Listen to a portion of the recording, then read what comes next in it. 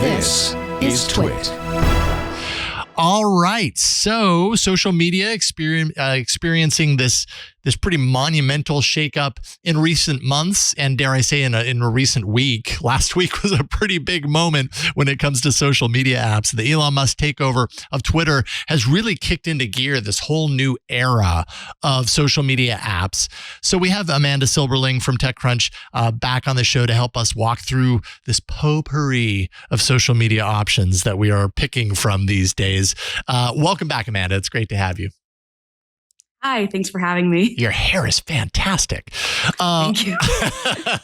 Thank you, Amanda. And potpourri, like, I was thinking about this as I was preparing for this interview. Like, I remember the days of yore when social media was relatively new and a new service would come out and everybody was like super excited, like, oh, what is that? I got to get I got to get on that and see what it's all about and start to use it. And then I feel like in the last handful of years, maybe it was my own experience, maybe I'm alone on an island, but we started to feel really comfortable with the things that we were used to.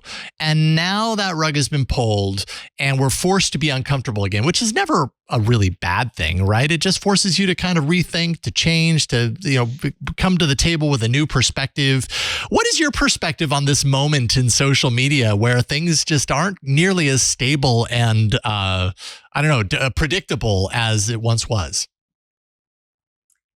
I think it's definitely a really interesting moment for the reasons that you're saying, where it's like, how often do we have this opportunity as users of social media to decide collectively, like, what do we want in a platform? What do we not want in a platform? And to be able to push back against bad policies from the existing dominant social networks. Like, I think that we're in a time when the social media user has more power than perhaps we're used to having. And that's very exciting. But I also think it's simultaneously exhausting because it's like, I have all these accounts on all these new social networks now. And should I be posting on all of them? Totally. Should I pick one and hope that one, quote unquote, wins? Should I just sit out and wait? And I think these are questions that a lot of people are having. And even as a writer who covers social media, I'm just like, I don't know. We got to wait and see. I don't know. Yeah, I know. And do you post the same thing on all platforms, different things on different platforms? I mean, at this point, I've been really trying to kind of invest myself a little bit more in it because I think over time I kind of started to get complacent when it came to social media. Like, I need less of it in my life. And that might be true. But this current moment has forced me to kind of like reopen my eyes and be like, okay, but what are the strengths here? And as I dive into them, and I've got, in my social media folder on my phone, I've got like 8 different services there that I'm like hopping in and out of. I feel like I need to hire an assistant just to do my social media strategy. Like, it's not easy to keep up with all this stuff. I don't know how you're doing it. I don't know how I'm doing it either, but I think, one thing to your point about like, what are we using social media for? I think the popularity of Threads shows just how social media is. Yeah. Because the reason why people are so excited about Threads is because all of your friends are already there. Sure. But then at the same time, it's like, how much do we like our friends versus how much do we not want Mark Zuckerberg to be controlling yet another aspect of our existence? Yeah, well, it's been really interesting to me, and I speak from firsthand experience in this, as well as kind of reflecting on what's out there. And I think I mentioned this on last week's show, I hate Zuck, I'm doing something else. And then I hate Musk, I'm doing something else, but that something else happens to be back over where Zuck is. And like at a certain point, like, the question that I keep coming around to is like, all right, we talk a big game about caring about this stuff, but at the end of the day, do we really? Because we're over on Threads, we're using it, and I know I'm using it, and I had sworn off Zuckerberg products a while back, so years back. So I don't know. I guess I'm just a hypocrite, but here I am. What are you thinking about Threads right now? What's your thoughts as far as like Twitter alternatives, which it seems like we have a sea of these that we're treading through at this point. Threads seems to be the one that, at least at this moment, a week after it was released, has a lot of energy around it. Do you think that's lasting energy based on what we've seen so far? I think it'll be hard to tell. I know for me personally, I was using it a lot, like the first day it came out, and then now I probably haven't posted in a few days, but also I don't know, life is busy. So that could also be a factor. Yeah. I don't know. I mean, I think maybe people do like their friends more than they hate Zuck, which is maybe good for society and bad for diversifying technology. Yeah, no question. No question.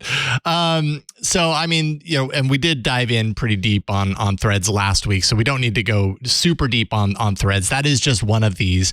You actually wrote a few weeks ago about one I had not heard of before called Spill. So tell me what I'm missing. What do I need to reserve my username on Spill? What's it all about? Yeah, well, I mean, I think it's worth reserving a username on any platform because you never know. But also it's like there's so many. And that's kind of what we were talking about at the top of the segment. But Spill is a social app founded by two Black ex-Twitter employees, Alfonso Terrell and Davaris Brown. And they are trying to build something that really emphasizes the fact that a lot of the time it's Black people and queer people that are driving culture and like creating all of the new memes. And you think about something like Black Twitter, which refers to just like the community of Black people on Twitter and how much of internet culture has come out of that community that like a lot of people who aren't part of Black Twitter like don't know about. And so as people who used to work at Twitter, who understand the experience of being Black people on social media, they're trying to make Spill a place that caters to the culture makers from the get-go rather than like just making a platform that first all the tech bros join and then later other people find it and kind of like reverse engineer it to make like actual culture happen on there. But I mean, I think with all of these apps, the issue is that people don't know like which one is going to take off. And I think all of these teams are like Spill doesn't have a very big team. Like I think they still have less than 20 people. I think Blue Sky still has a pretty small team. So it's like really challenging for these people to be working so hard to make something so quickly. And so of course these apps are going to like have issues, but I do think that Spill is an example of people capitalizing on something that is missing from social media. And I think that for a lot of Black people and other people that are traditionally marginalized on social media, it's really exciting to have the opportunity to be on a platform that was built with them from the get-go in mind rather than as an afterthought. Oh, that's fantastic. Right on. I did put my name on the wait list for that. So you can't go right in. You do have to kind of sign up for the wait list to be notified about more. So thank you for that. Now you mentioned Blue Sky. I realize that okay, there's T2, which we'll talk about in a second, which I have given zero attention. Blue Sky I've given a little bit more, but not a whole lot more. Yet it seems like I've certainly talked to people who like they're like that's it for them. They're like, oh yeah, Blue Sky. That's where I'm putting my weight. That's where I'm putting my attention, my time into Blue Sky. Right now only has limited invites. And I'm kind of curious, like, especially when we compare this to Threads and what Threads was able to do. You know, Threads really leveraged the Instagram network in order to give you instant follower count, essentially, and an instant base of people to be talking to and to be hearing from. Blue Sky is kind of like the opposite. It didn't leverage anything. It's actually throttling back anyone's ability to jump in there. You got to kind of wait for an invite. Thankfully, I'm thankful that I have an account and I've been able to give it a few invites out. But what's taken Blue Sky so long to kind of like get this going? And by comparison with what Threads was able to do, like, was that not an effective strategy when you put them side by side? Yeah, well, I guess a big difference is that Meta has a massive staff despite laying off like 20,000 people. That's another story. Mm-hmm. And then Blue Sky is so small, so it's going to take Blue Sky a lot more time to do things. I think another main difference is that Blue Sky is trying to be federated like Mastodon, meaning that people can use the underlying technology to make their own servers. And I think I like Blue Sky as of now. Like, I've had a good time on it. I'm a big proponent of calling Blue Sky posts skeets. That is my personal social movement of choice at the moment. But I do think that I am personally worried on both Mastodon and Blue Sky about, I love the idea of decentralized social media in theory, but does this enable people to have an easier time making like Nazi servers or something? Mm-hmm. And I feel like we don't talk about the fact that even Truth Social, Trump's social media app, was built on Mastodon. Mm-hmm. And like, right.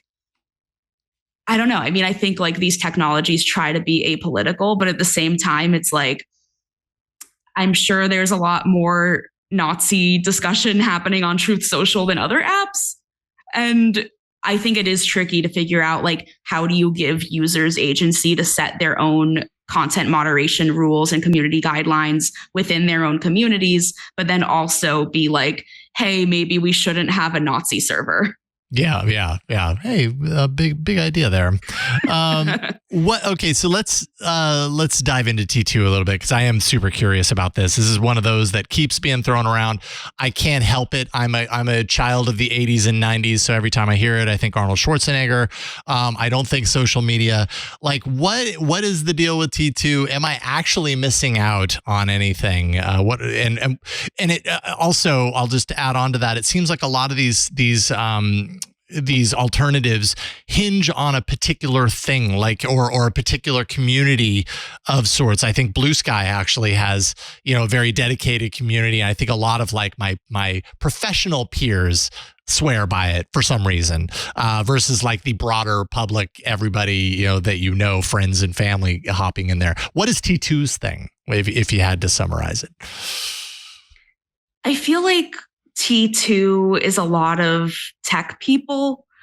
It's still pretty small. I think like Blue Sky, it's a small staff making an app, and they don't want to onboard too many people too quickly, and then just that'll get out of control. I haven't used T2 a ton, but I'm weirdly one of the most followed people on T2. No kidding, really? I don't know why. Which it's not even, I don't even have that many followers. It's just that they don't have that many users. Okay. But I guess for some reason in their algorithm, I was one of the accounts that people get recommended to follow when they log in. And then I just haven't been using it. But now I'm like, damn, I got to get on my T2 game. I have to speak to my people. I mean, you got 2,327 followers over on T2. That's yeah, but I think there's 10,000 users though. So, okay. That's the opposite side. So T2 is a much more limited audience than it sounds like.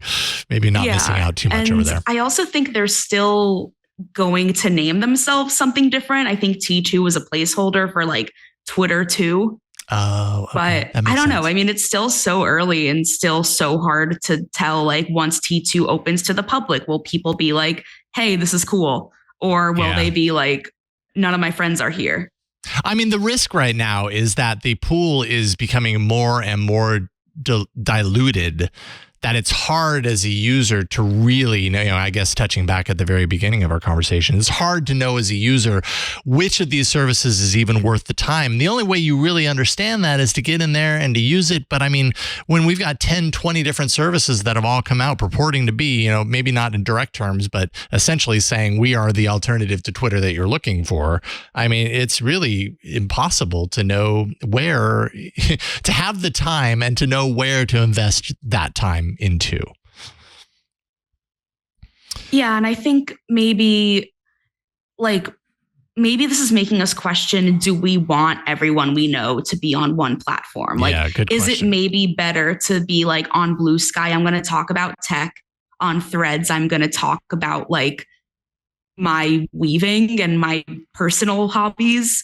But I also think that part of what makes social media interesting is that if you go on my Twitter, you will see me tweeting about tech. You will also see me tweeting about whatever stupid jokes I come up with that have nothing to do with tech. Mm-hmm. And I do think that I like the idea of social media helping us humanize ourselves outside of our LinkedIn personas, which, I mean, I don't know, people are using LinkedIn more too, but I still just see LinkedIn as being people that are this child wanted to build a company and now that child is Mark Zuckerberg, and just like very dramatic, like crafting, I don't know if this makes sense, but there's like a cadence and like a craft to the LinkedIn post. That's very weird to me. Yeah. Understood. I don't spend much time on LinkedIn at all. And I fully recognize like it's been around forever and there's a lot of people that swear by it.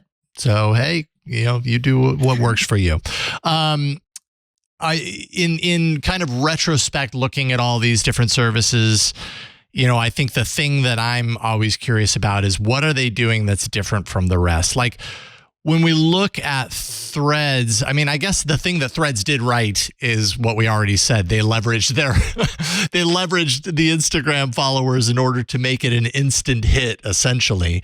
But we are only a week into the great Threads experiment, whatever you want to call it. But it's felt sticky so far. It seems like there's still a lot of engagement and everything like that. Like what is a Threads doing aside from that onboarding win that they had that's different from the rest? Or if there's another service that's really doing something that you're like, you know what, this is what I want out of my replacement or my next social media network. Like, are any of them doing something that you're like, okay, game changer? Well, right now Threads has no ads, so I think that's great. Nice. However, maybe the ads are actually the fact that there isn't actually a feed where you can see who you're following. And so no matter what, like I'm going to go on Threads and I'm going to see like Wendy's posting, which I don't follow Wendy's. I don't need to know what they're posting about, but Threads thinks I do. But as of right now, it's so early that we aren't seeing sponsored posts, and it feels like such a breath of fresh air, even if I am randomly seeing posts from Wendy's. Mm-hmm. But I don't know. Mark Zuckerberg really wants me to know about like chicken nuggets or something. Yeah. But I also think Threads, I don't know. I mean, they seem to be emphasizing creators very strongly, like in the same way that Instagram emphasizes creators. And I think that if they can create a program where creators can get paid on Threads, there hasn't really been a successful way of monetizing these like microblogging platforms like on Twitter. Although I did read that now, I think starting very soon, creators can start like getting paid on Twitter, but I don't trust anything Elon Musk says. So grain of salt, but it's like pre-Musk, assuming that this thing actually works. If you have 100,000 followers on Twitter, that gets you $0 in real life. And if Threads can make it so that you can actually make money from posting, then great news for the posters. Yeah, I think it'll have a lot of success if it can figure that out. We'll certainly see. And Amanda Silberling will be covering it all for TechCrunch. Amanda, thank you so much for hopping on with me today to talk a little bit about the current landscape of social media, as confusing as it can be. You're writing a lot about this stuff these days. So obviously people can go to techcrunch.com to find your work there. If they want to find you, what is the social media network that you prefer they find you at, and how can they do so? Oh, man, that's a good question. Reach into the hat and pull one out. I'm still hopelessly addicted to Twitter, where I am @silbrights. On Blue Sky, I am at amanda.omg.lol, which is a URL that I do own. It's really a problem for me that I don't have like the same screen name on multiple platforms, because then on Threads /Instagram, I am just Amanda Silberling, but that is too long of a name to fit on Twitter. So I'm kind of stuck. That is tough. What is personal branding anymore? I'm everywhere and nowhere. I don't even know. And does it actually matter? I don't know. If people want to find you, they'll find you. I have the same problem. I'm like Jason Howell in some places, that Jason Howell in other places, because I couldn't get Jason Howell first. Jason Howell 01 in other places. I mean, whatever. The name's in it, right? So eventually, if people want to find you, they will, and they should. Amanda, thank you so much for hopping on with me today. Really appreciate you. Yeah, it's always fun to come on. So thanks for having me. All right. We'll talk to you soon. Have a great rest of your day. Hey, folks, I'm Ant Pruitt, and I have a question for you. How do you think your hardworking team, with a Club TWiT corporate subscription plan, of course, show your appreciation and reward your tech team with a subscription to Club TWiT? Keep everyone informed and entertained with podcasts covering the latest in tech. With the Club TWiT subscription, they get access to all of our podcasts ad-free. And they also get access to our members-only Discord, access to exclusive outtakes and behind-the-scenes footage and special content like the fireside chats that I enjoy hosting. Plus, they also get shows like Hands on Mac, Hands on Windows, and the Untitled Linux Show. So, go to twit.tv/clubtwit and look for corporate plans for complete details.